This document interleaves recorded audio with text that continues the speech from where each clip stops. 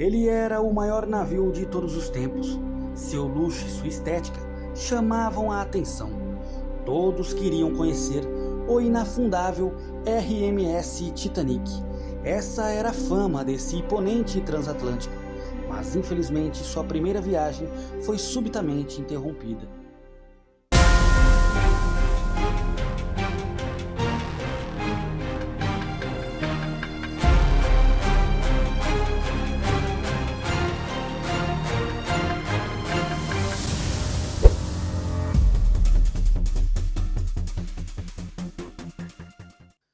31 de março de 1909, Belfast, Irlanda do Norte, nascia o navio que o mundo jamais esqueceria, o Titanic, um símbolo de poder, ambição e orgulho para todos que trabalharam na sua criação.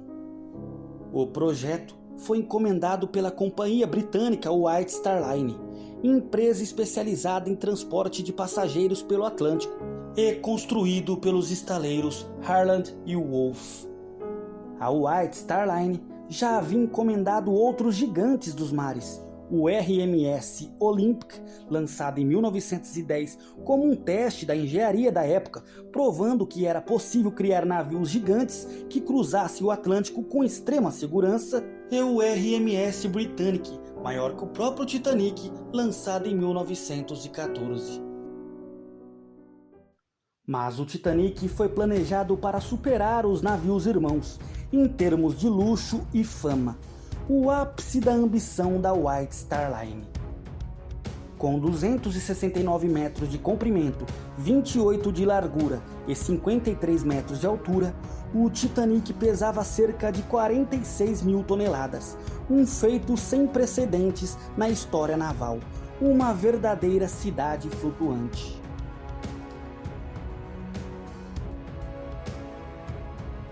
O Titanic contava com uma piscina aquecida, um luxo raríssimo para a época, além de sauna, academia, biblioteca e diversos outros espaços, todos projetados com requinte e sofisticação. Para a construção desse navio dos sonhos, como era chamado por alguns, foram contratados mais de 3 mil operários dispostos a entrar para a história. Na época, sem equipamentos de segurança e trabalhando em condições muitas vezes inadequadas, 12 operários perderam a vida durante a construção do navio. O Titanic custou 7 milhões e meio de dólares, trazendo esse valor para os dias atuais, seria o equivalente a cerca de 250 milhões de dólares. Em 31 de maio de 1911, o Titanic deslizava pela doca de Belfast, tocando o mar pela primeira vez, restando apenas concluir a obra e cuidar dos acabamentos.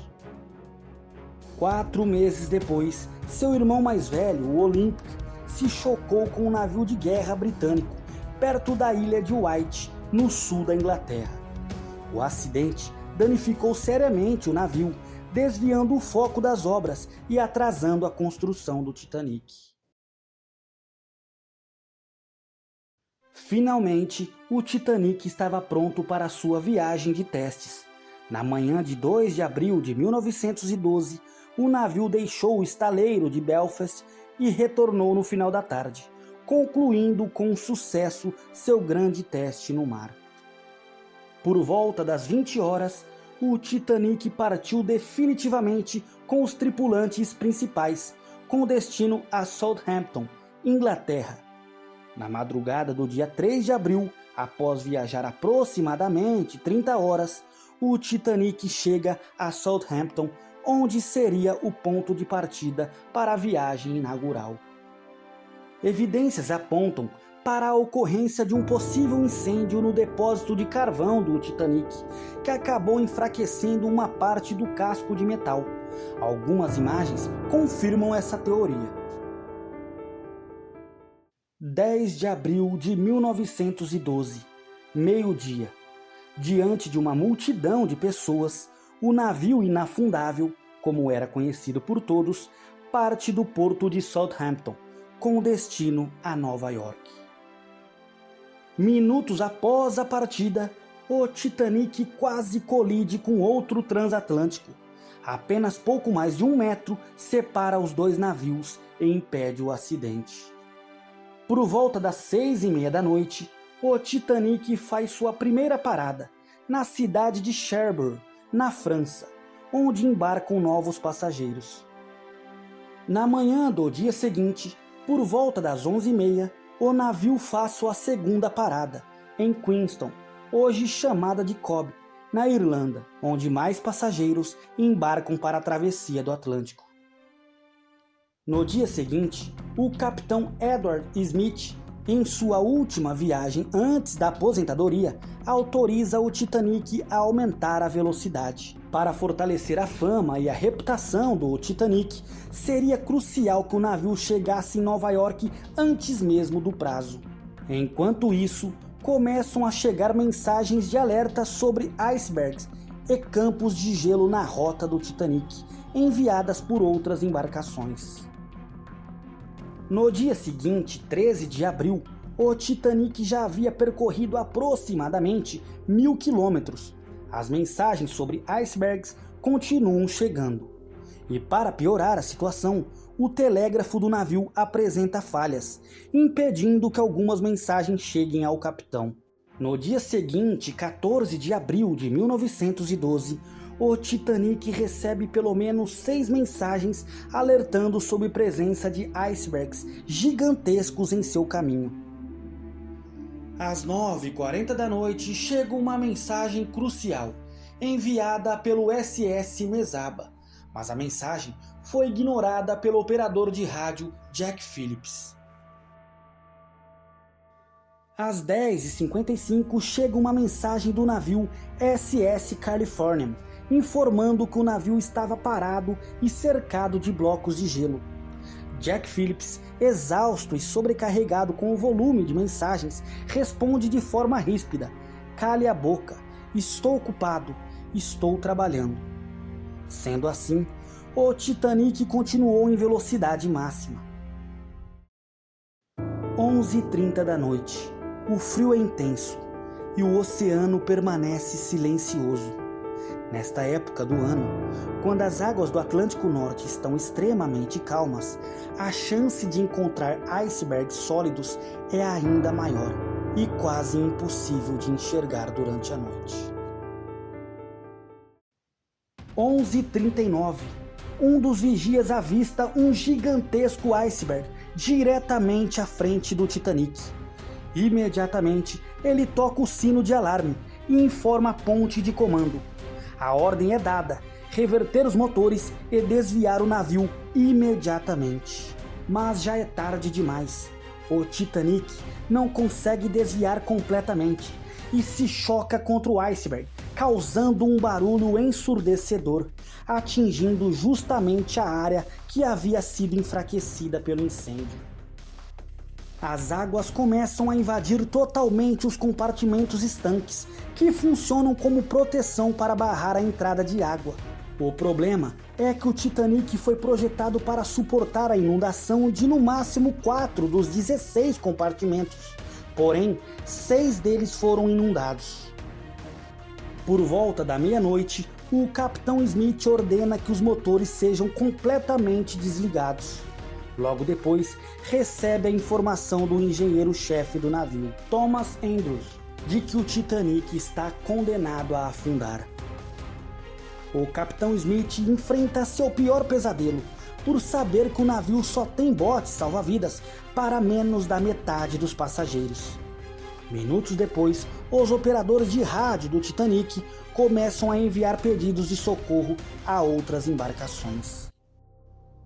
Por volta da 00h15, a parte dianteira do navio já estava completamente tomada pela água, e os passageiros são orientados a vestir os coletes salva-vidas, percebendo enfim a gravidade da situação. À 00h25, o navio RMS Carpathia, que estava a 93 quilômetros do Titanic, responde ao pedido de socorro, mas informa que levará cerca de 4 horas para chegar ao local.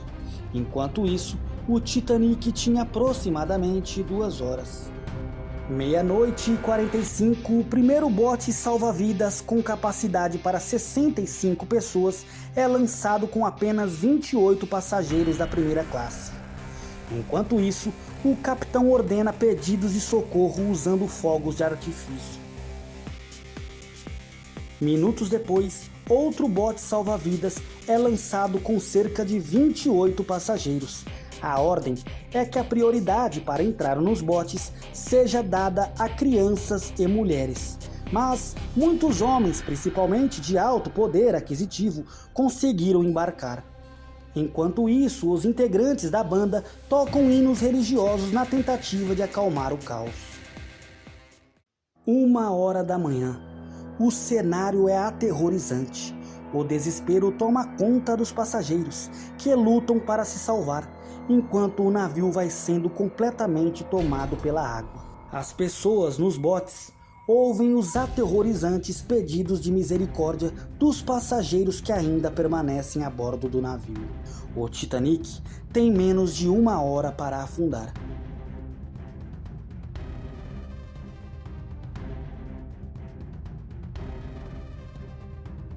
Duas e 5 da manhã, o último bote salva-vidas utilizável é lançado do convés, levando apenas 25 pessoas.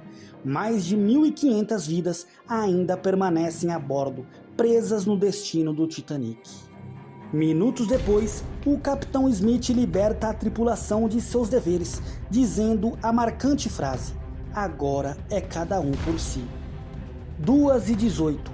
A cena é aterrorizante. A proa afunda totalmente, inclinando a polpa do navio. E em segundos, as luzes se apagam e o navio se parte ao meio.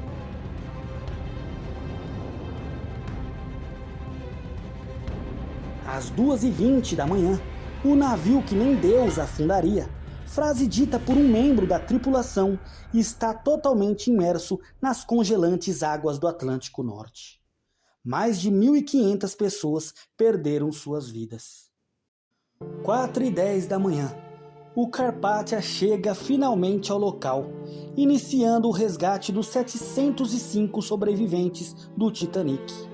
No silêncio gelado do oceano, a tragédia deixa marcas que jamais serão esquecidas.